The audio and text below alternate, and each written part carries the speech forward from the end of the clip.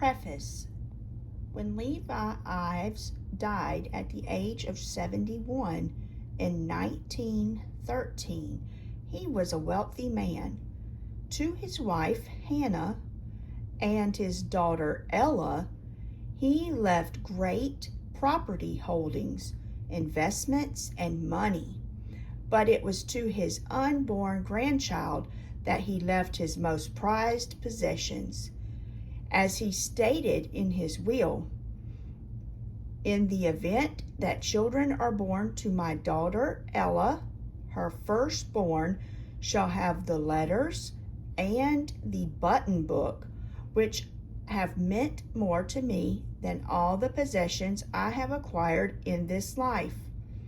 It would please me to know that they were given to Ella's first child on the eve of his or her 9th birthday. Several years later, Ella Ives Brentley gave birth to a son.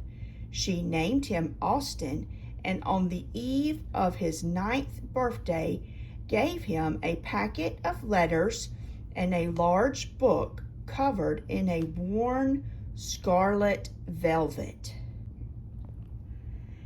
In this picture, we see the oxen, 2 oxen. We see the covered wagons, the wagon wheel, the women and children in the wagon, the men walking, and the boys walking. Covered wagon, women, children, oxen. This holding the oxen to the wagon is the yoke.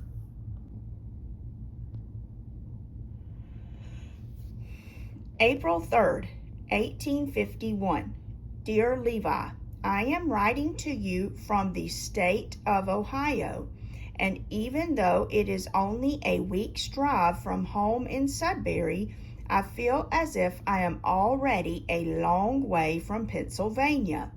I wonder what will I feel like after traveling almost 3,000 miles to Oregon. Tired, I reckon, after all that walking.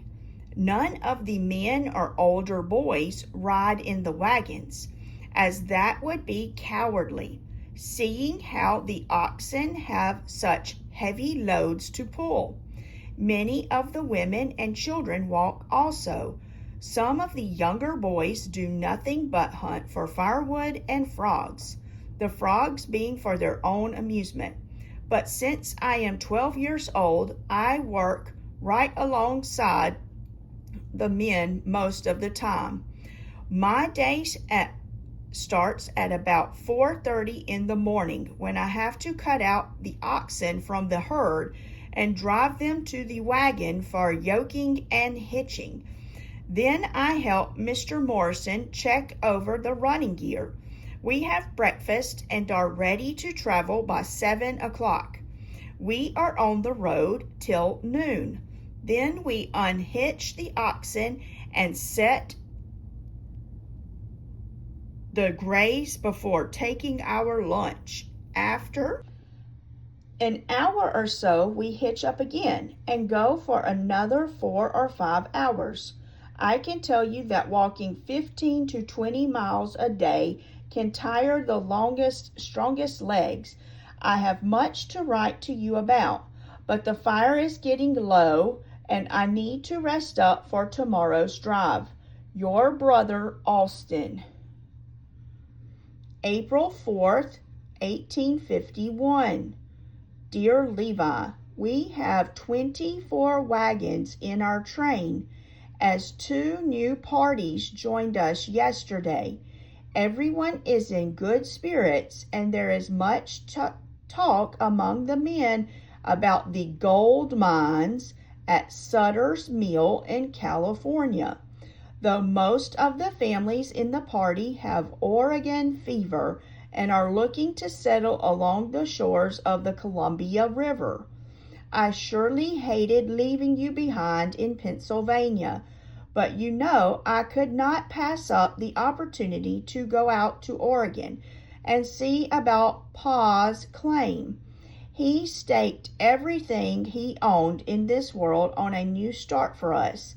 In his last letter, he told Miss Amelia that should any accident befall him, we should seek out Mr. Ezra Zeeks, for he had promised Pa to look after his affairs and protect his claim for us. Now that Pa is gone, I am hoping that Mr. Zeeks will help me to get work and lodging at the lumber camp where Pa worked. Once you're old enough, Levi, you can come too. Till then, mind Miss Amelia and go chasing up don't go chasing after her chickens too much. I am glad Miss Amelia secured me passage with her cousin's family. The Morrisons have a fine wagon, and I reckon they're glad to have me with them, as they only have 3 little girls of their own. Mr. Morrison said yesterday that he never saw a 12-year-old boy who could ride in oxen the way I do. I wish Pa were alive so he could see me. Tell Miss Amelia that Miss Morrison is almost as good a cook as she is. We had baked suckeyes, stewed apples, cooked meat with beans, and coffee for breakfast this morning. We met a family in the wagon behind us, name of Hickman, and they have a boy called Frank, who is just my age. He has some fine marbles and a snakeskin in good condition. When we talked about breakfast, he said he called suckeyes pancakes, where he comes from. Don't that sound strange? There is also a boy in the wagon ahead by the name of Hiram Buckner. He is a short boy full of tall tales. Yesterday he told me he had once caught a catfish that weighed 100 pounds, which must have been tricky since Hiram can't weigh more than 75 pounds himself, soaked and wet.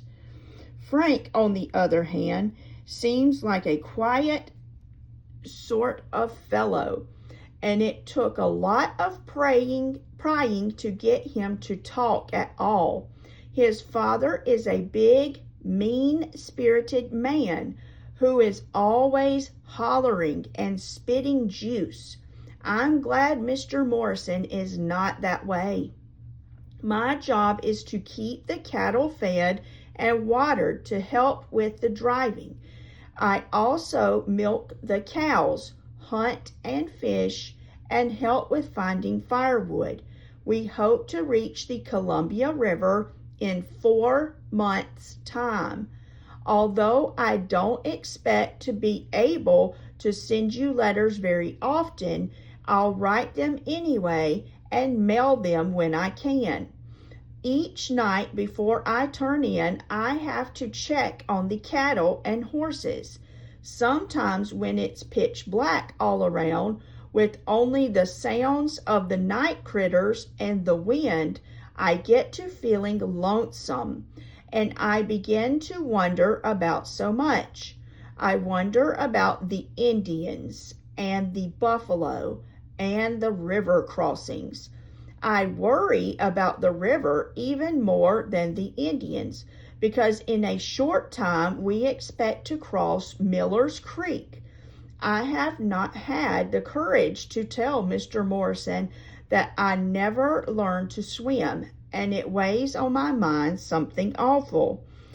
I best close now and rest up for tomorrow's drive. Don't forget your big brother who thinks of you often.